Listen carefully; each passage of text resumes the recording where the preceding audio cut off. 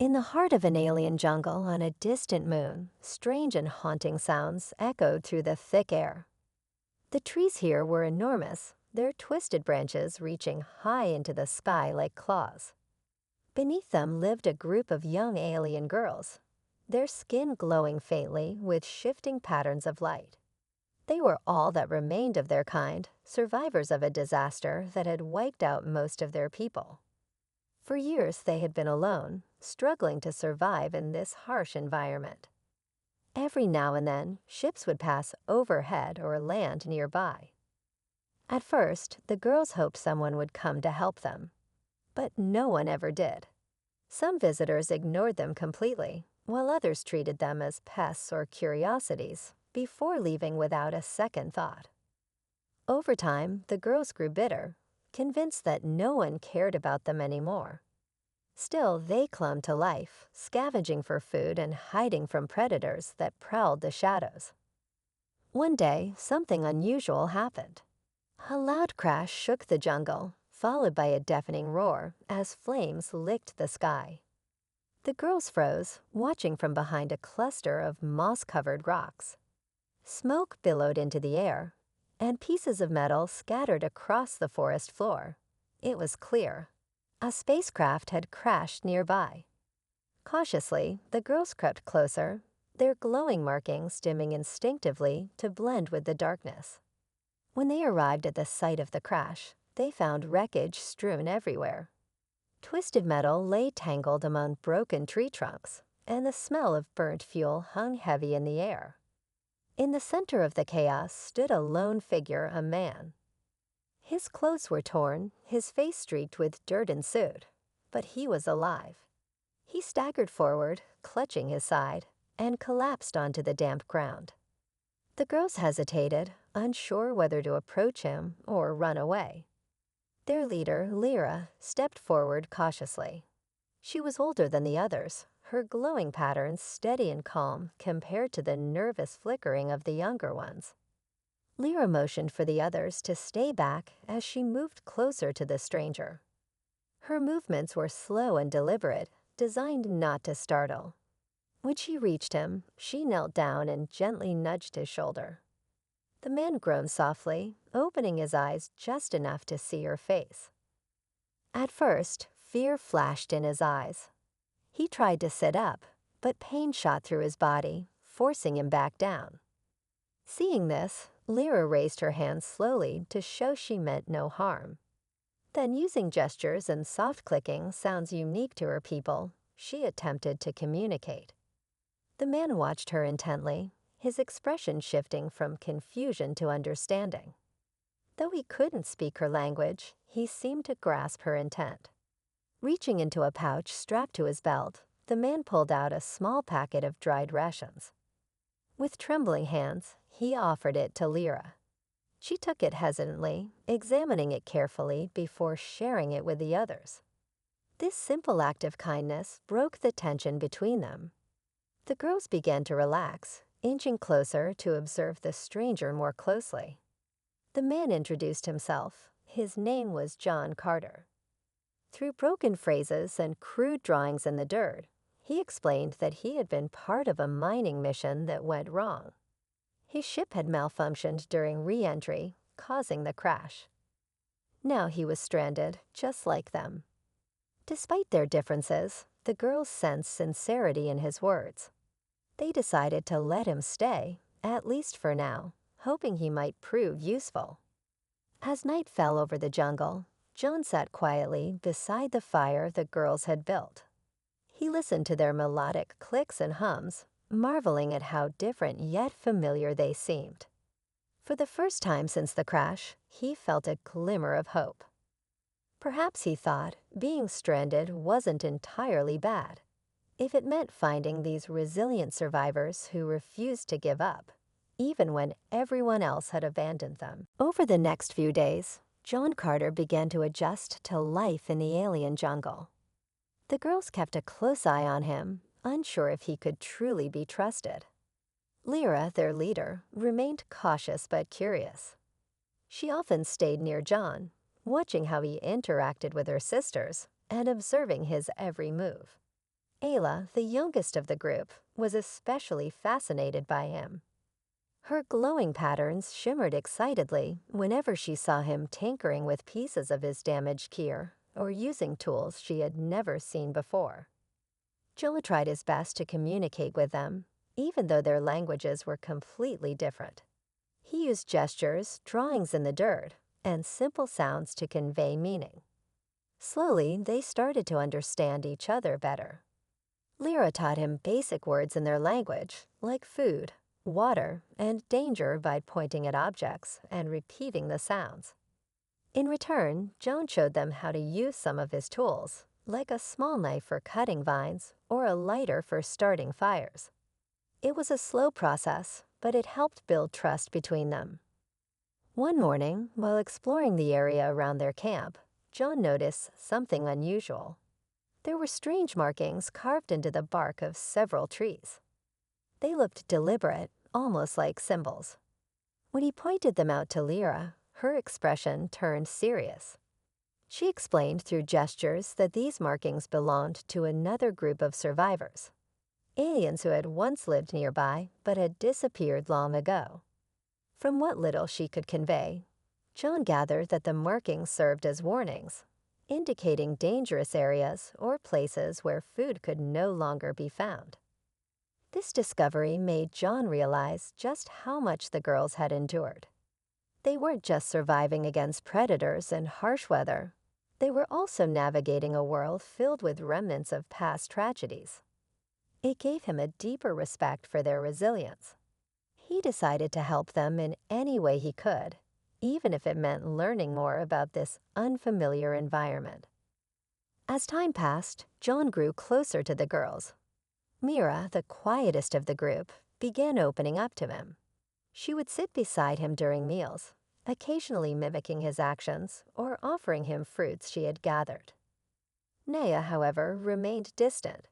She didn't seem to trust him fully and often challenged him when he suggested new ideas. One day, after John proposed moving their camp to a safer location, Naya argued fiercely, clicking sharply and shaking her head. Lyra intervened, calming her sister down and explaining that John only wanted to protect them. Reluctantly, Naya agreed, though her distrust lingered. Despite the occasional tension, there were moments of joy too. Ayla loved playing with the reflective surface of John's broken communicator, giggling as she held it up to catch the sunlight filtering through the canopy. Sometimes John would join in, making funny faces or pretending to chase her playfully. These small interactions brought warmth to their otherwise difficult lives. At night, the jungle came alive with eerie noises, howls, chirps, and rustling leaves that hinted at unseen creatures lurking in the darkness.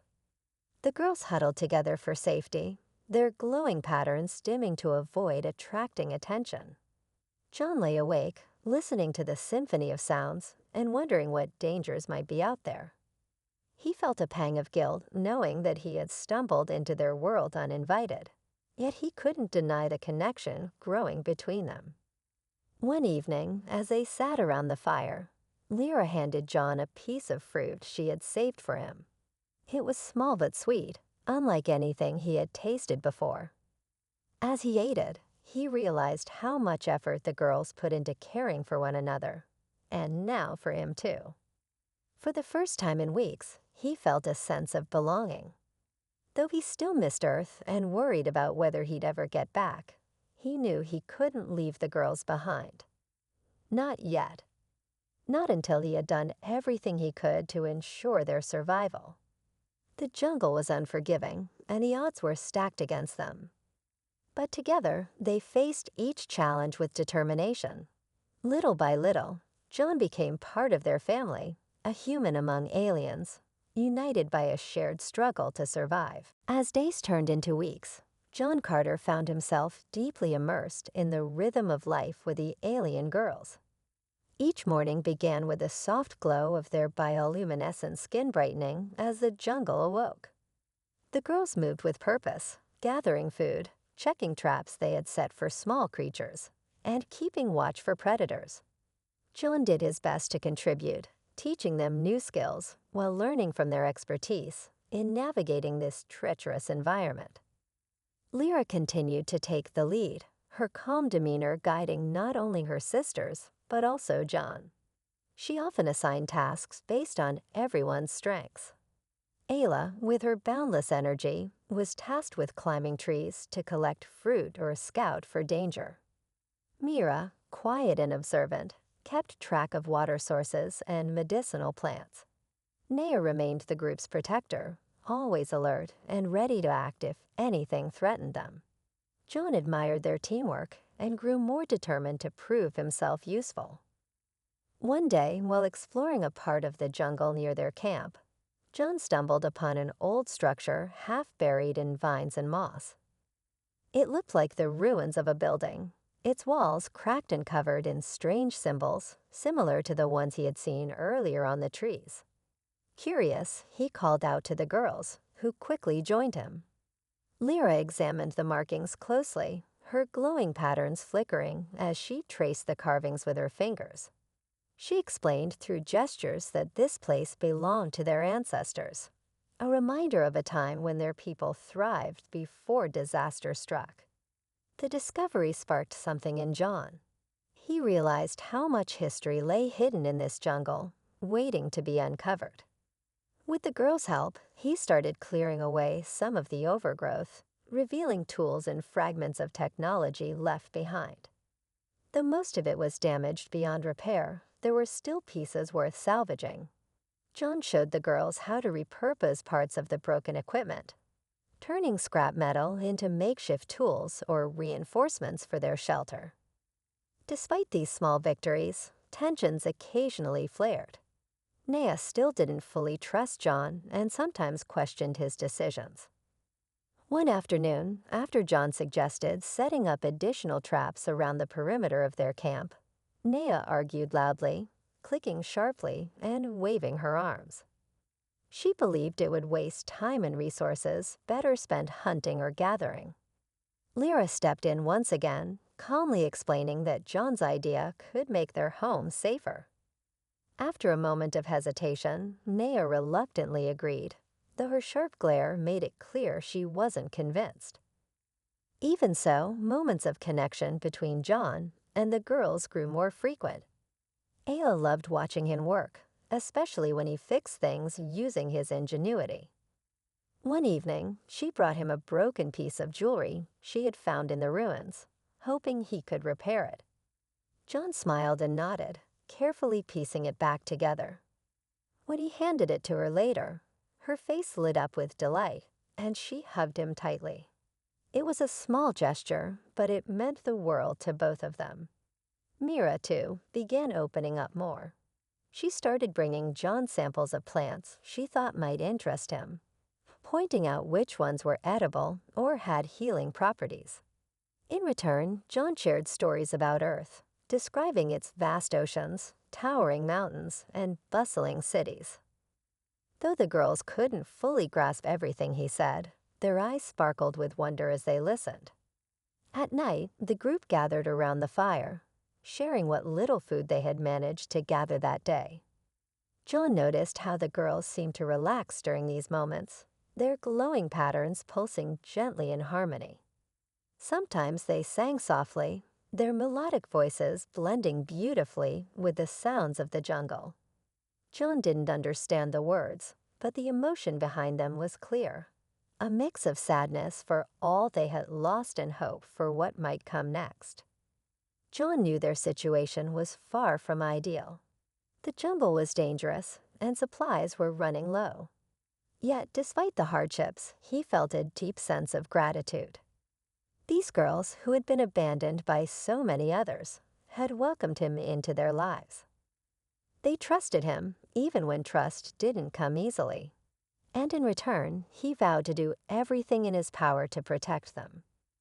For the first time since crashing on this moon, John felt like he had a purpose. He wasn't just surviving, he was helping others survive too. Together, they were building something stronger than fear or despair.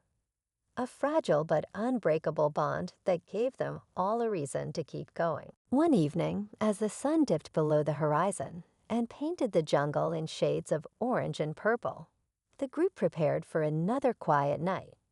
John had just finished reinforcing their shelter with some salvaged materials from the ruins, while the girls gathered around to share the day's findings. Ayla proudly held up a handful of berries she had discovered, her glowing patterns shimmering brightly with excitement. Mira added a bundle of herbs she believed could help heal minor wounds. Even Naya seemed less tense than usual, nodding approvingly at the improvements John had made to their camp. But peace in the jungle was always fleeting. As darkness fell, an eerie silence settled over the area, a warning the girls knew all too well. Lyra signaled for everyone to stay close, her glowing patterns dimming as she scanned the shadows around them. The jungle was never truly silent. When it grew this quiet, something dangerous was nearby. Suddenly, a low hiss broke the stillness.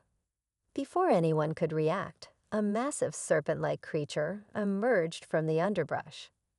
Its scales glinted faintly in the moonlight, and its long body coiled tightly as it slithered toward the group. The girls froze, their glowing patterns flickering erratically in fear. John instinctively reached for the makeshift spear he had crafted earlier, gripping it tightly as adrenaline coursed through him. The creature struck without warning, its fangs snapping shut mere inches from John. He stumbled backward, nearly tripping over a root, but managed to regain his footing. Behind him, Naya sprang into action. With a fierce shout, she hurled a large rock at the creature's head, distracting it long enough for the others to scatter.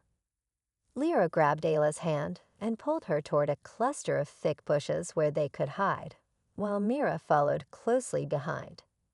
John tried to join them, but the creature turned its attention back to him, its piercing eyes locking onto his movements. Panic surged through him as he realized he was trapped. Just as the serpent lunged again, Naya appeared out of nowhere, swinging a heavy branch with all her strength. The blow landed squarely on the creature's snout, causing it to recoil with a deafening screech. Seizing the opportunity, John jabbed his spear at the beast, aiming for its exposed underside. The tip pierced its flesh, and the creature thrashed wildly before retreating into the dense foliage. Breathing heavily, John dropped to one knee, his heart pounding in his chest. Naya stood beside him, her chest heaving as she glared at him accusingly. Though her actions had saved his life, her expression made it clear she blamed him for attracting danger. Lyra rushed over, her voice soft but firm, as she spoke to her sister in rapid clicks. Whatever she said calmed Naya slightly, though her distrust lingered. Back at the safety of their camp, the group assessed the damage.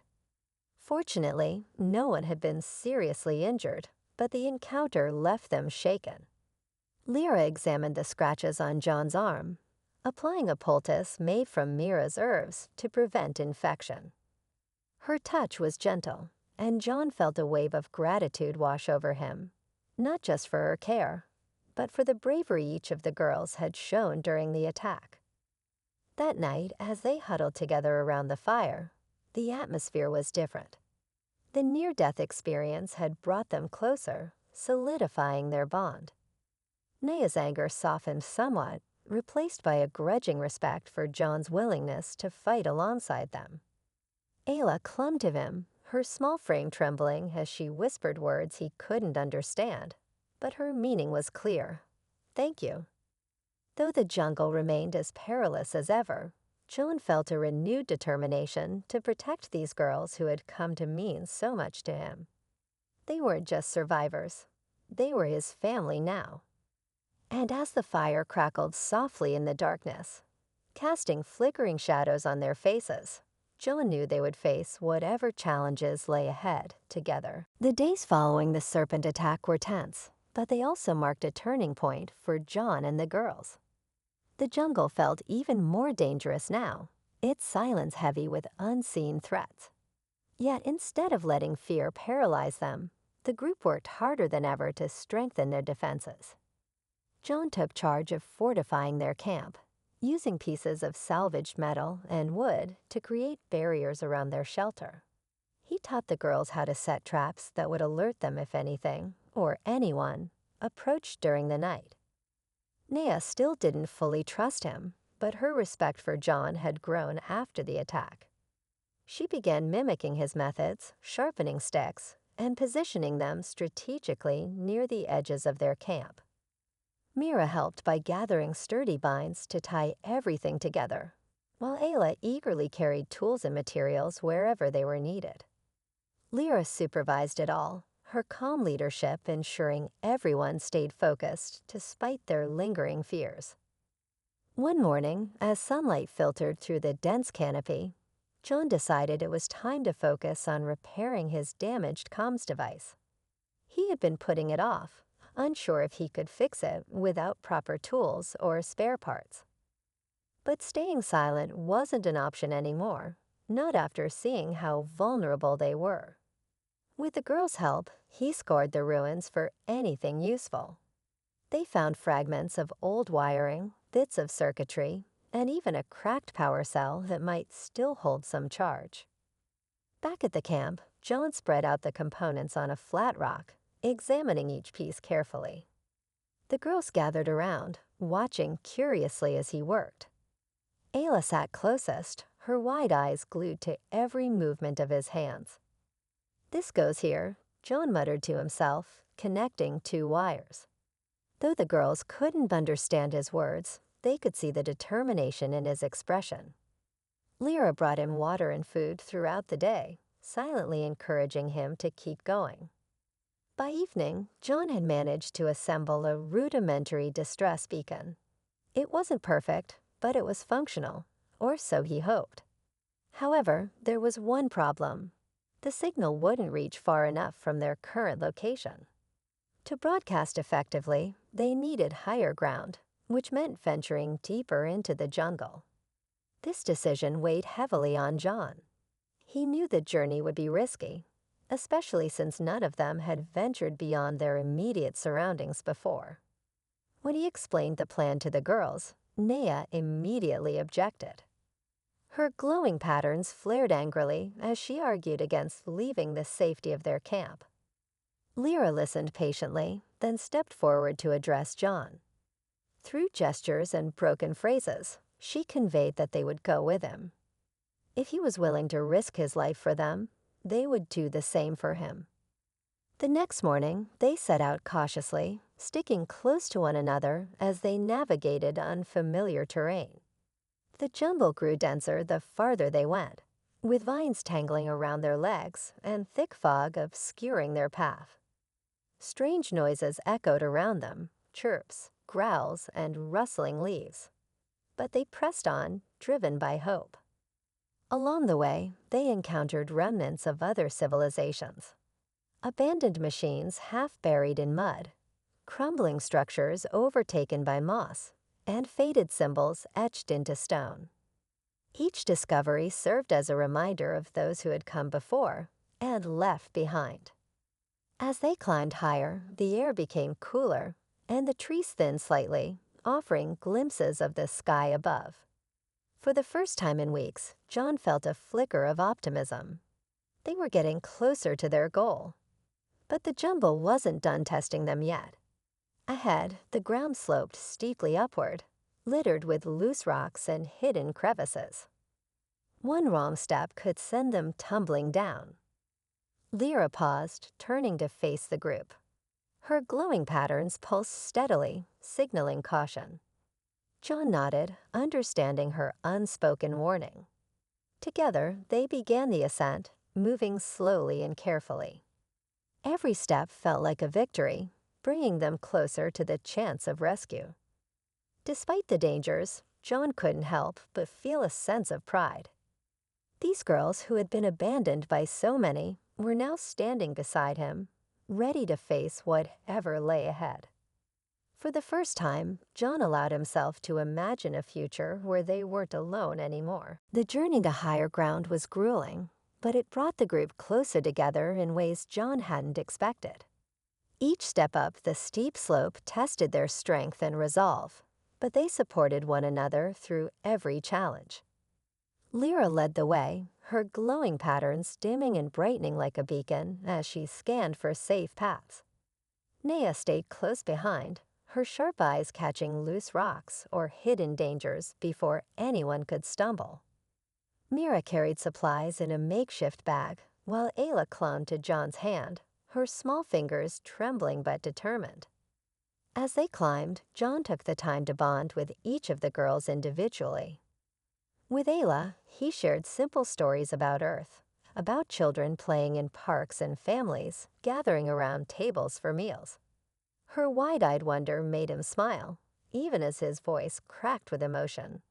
She reminded him of everything he missed about home, but also of why he couldn't leave them behind. When Ayla handed him a smooth stone she had picked up along the way, he realized how much trust she had placed in him. It wasn't just a gift, it was a symbol of their growing connection. Mira, usually quiet, began opening up more during breaks. She showed John different plants they encountered, explaining their uses through gestures and soft clicks. Some were edible, others medicinal, and a few were poisonous. John listened intently, asking questions by pointing or mimicking her sounds.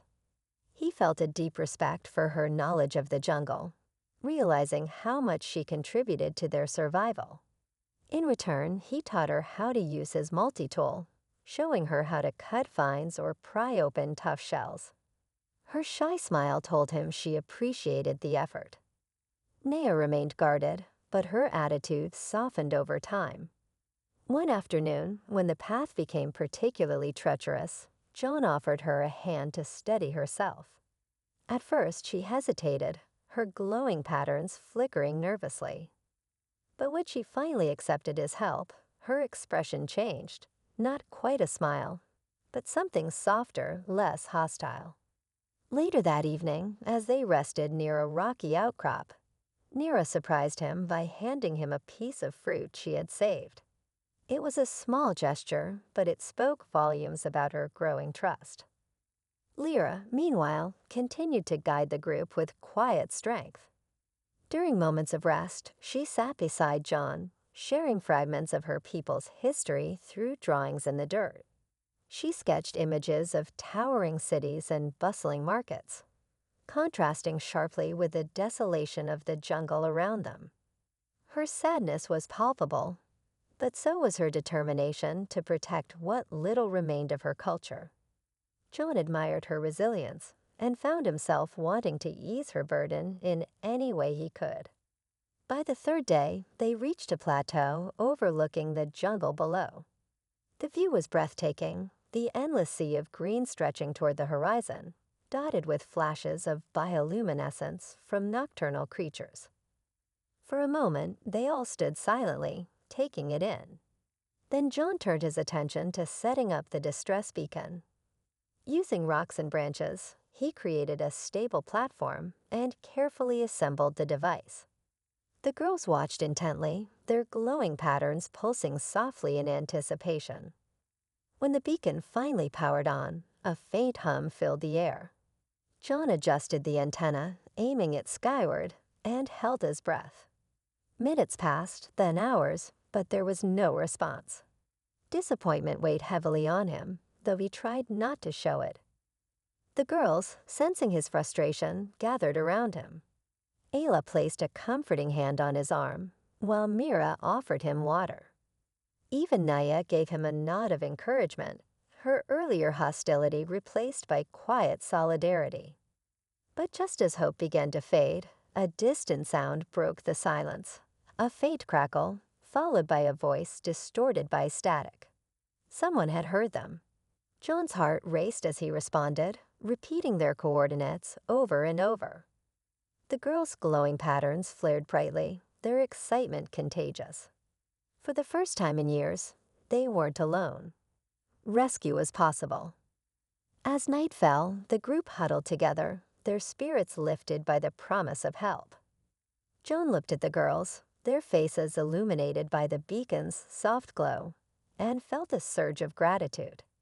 They had faced countless dangers together, but now they had a chance for a better future.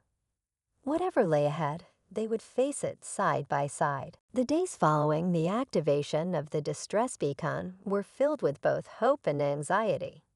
John and the girls remained on the plateau, keeping watch for any sign of rescue. They took turns maintaining the beacon, ensuring it stayed powered and functioning. The jungle below seemed quieter now, as if holding its breath along with them.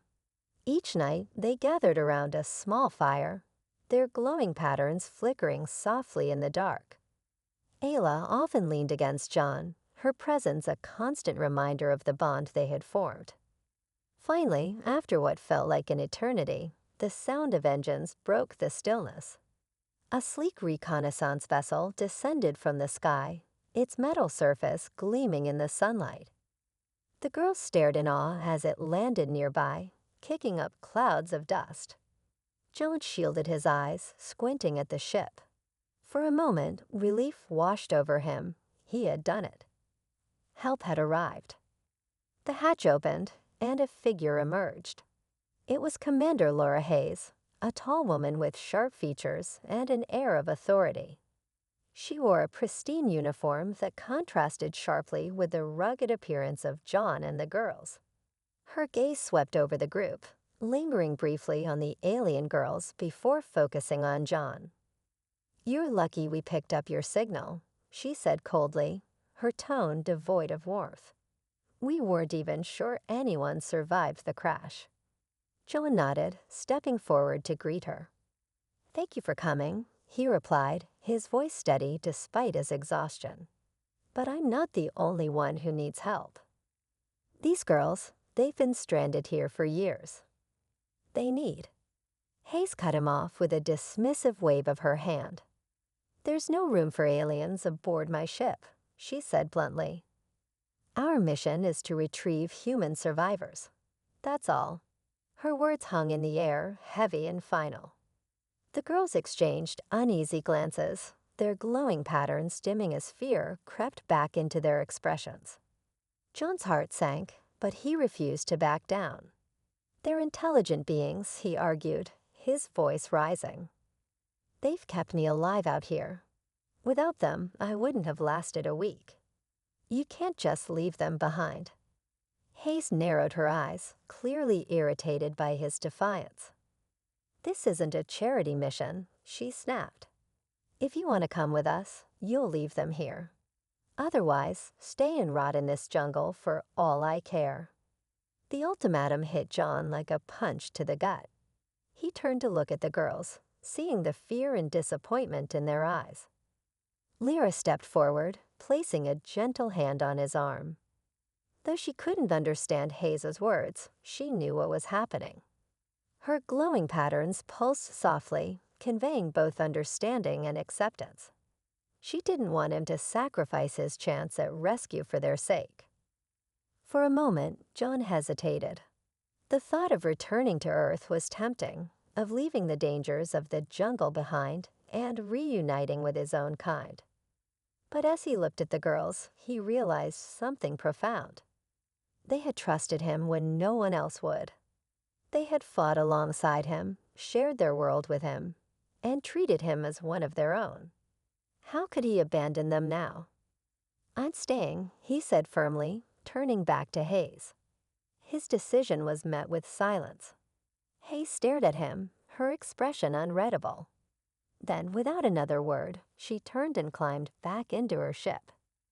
Moments later, the vessel roared to life, lifting off the ground and disappearing into the sky. As the sound of the engines faded, the jungle returned to its usual rhythm. The girls stood quietly, their glowing patterns slowly brightening again. Lyra approached John, her eyes filled with gratitude. She placed a hand over her chest, then extended it toward him, a gesture of thanks. John smiled weakly, though his heart ached with uncertainty. He had made the right choice, but now they were truly on their own. Over the next few days, the group focused on reinforcing their camp.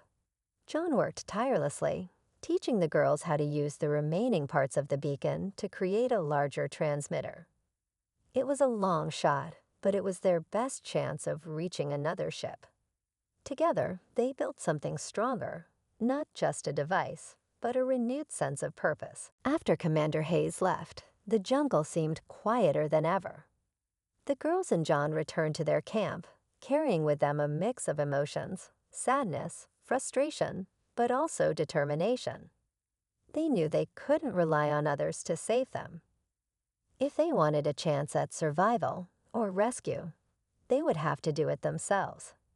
John threw himself into improving the transmitter. Using the remaining parts from the beacon and scraps salvaged from the ruins, he worked tirelessly day and night. The girls helped in every way they could. Ayla scoured the jungle for materials, bringing back pieces of metal or fragments of old technology she found hidden beneath moss and vines. Mira sorted through the items, identifying which ones might be useful. Naya kept watch, her sharp eyes scanning the tree line for any signs of danger. Lyra stayed by John's side, learning as much as she could about how the device worked. At first, progress was slow. The transmitter required precision, and John often had to start over when something went wrong. But he refused to give up. Each time he encountered a problem, he explained it to the girls using simple gestures and drawings. To his surprise, they began understanding more than he expected. Lyra even started mimicking his actions, carefully connecting wires and adjusting components under his guidance. Her steady hands proved invaluable, and soon she was able to take on small tasks independently. One evening, as the fire crackled softly in the center of their camp, John sat back and looked at what they had built together. The transmitter wasn't perfect. It was held together with vines and patched-up parts, but it was functional. He felt a swell of pride not just in himself, but in the girls. They had transformed from wary survivors into a team capable of tackling challenges far beyond their original skills. The next morning, they carried the transmitter to the highest point they could reach, a rocky ridge overlooking the jungle. From there, the signal would have the best chance of reaching passing ships. Setting it up took hours, but no one complained. When it was finally ready, John powered it on, holding his breath as the faint hum filled the air. The girls gathered around him, their glowing patterns flickering nervously. Would anyone hear them this time? Days passed without a response. The jungle grew colder at night, and food became scarcer. Doubts crept into their minds, but they refused to give up. Every morning, they checked the transmitter, making sure it was still working. Then on the fifth day, a miracle happened. A voice crackled through the static, distorted but clear enough to understand. "This is Captain Ryan Kelly of the freighter asterisk Stellar Hope asterisk. We've received your signal. Please confirm location." John's heart leaped. He quickly responded, repeating their coordinates over and over. The girls cheered, their glowing patterns flaring brightly in excitement. For the first time in years, hope felt tangible. 2 days later, a large civilian freighter descended from the sky, its bulky frame casting a shadow over the jungle. Unlike Hayes' sleek vessel, this ship looked worn and patched up, reflecting the warmth of its crew. As the hatch opened, Captain Ryan Kelly stepped out, a broad-shouldered man with a kind smile. His eyes widened slightly when he saw the alien girls, but instead of turning away, he greeted them warmly. "You're quite a sight," he said, shaking John's hand. "And I'm guessing these are the folks you've been talking about." John nodded, introducing each girl by name. Kelly listened intently, his expression thoughtful. "We don't get many requests like yours, but we'll make room. Everyone deserves a chance." Relief washed over John, and tears welled up in Lyra's eyes. After so many years of being abandoned, someone had finally chosen to help. Together, they boarded the ship, leaving the jungle behind, not as victims, but as survivors who had fought for their place among the stars. The journey aboard the Stellar Hope was unlike anything John or the girls had ever experienced. The ship was far from luxurious, with its creaking metal walls and dimly lit corridors, but to them it felt like a palace. Captain Ryan Kelly and his crew welcomed the group warmly, doing their best to make the alien girls comfortable despite the language barrier. At first, the girls clung close to John, their glowing patterns flickering nervously as they stepped into this strange new world. But slowly, curiosity began to outweigh fear. Kelly introduced them to the crew, explaining that the Stellar Hope was a civilian freighter used for transporting goods across the galaxy. "We're not fancy, but we get the job done," he said with a grin. The crew members were a mix of humans and other species, all of whom seemed genuinely interested in the girls. One engineer, a wiry man named Sam, spent hours showing Ayla how the ship's engines worked, her eyes wide with wonder as she watched him tinker with tools. Another crew member, a soft-spoken woman named Clara, taught Mira how to prepare simple meals using ingredients from the ship's pantry. Even Naya, who had always been guarded, found herself laughing at the jokes of a cheerful navigator named Ben. Lyra remained by John's side most of the time, observing everything with quiet intensity. She often asked questions through gestures, pointing at objects or mimicking sounds to learn their names. John did his best to translate, acting as a bridge between the girls and the crew. Over time, the girls began picking up bits of English, repeating words like light, door, and food with hesitant excitement. Their progress amazed everyone, including themselves. For John, life on the ship brought a mix of emotions. He was grateful for the kindness shown to him and the girls, but he couldn't shake the guilt of having abandoned Earth or the uncertainty of what lay ahead.